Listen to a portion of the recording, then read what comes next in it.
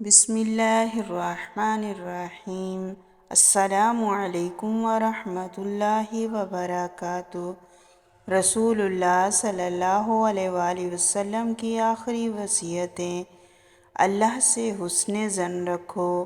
سلسلہ وار وفات سے 3 روز قبل رسول اللہ صلی اللہ علیہ وآلہ وسلم نے ارشاد فرمایا، تم میں سے کوئی آدمی نہ مرے مگر اس حال میں کہ وہ اللہ تعالیٰ سے حسن ظن رکھتا ہو، یعنی اللہ سے نجات و مغفرت کی امید رکھے۔ صحیح مسلم، حدیث نمبر 7231۔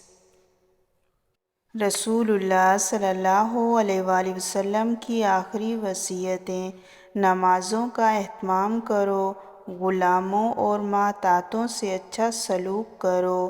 آپ صلی اللہ علیہ وآلہ وسلم نے جان کنی کے عالم میں جبکہ سانس اٹک رہا تھا یہ فرمایا، الصلاۃ وما ملکت ایمانکم، نماز اور غلاموں اور محتاجوں کے حقوق کا خیال رکھنا۔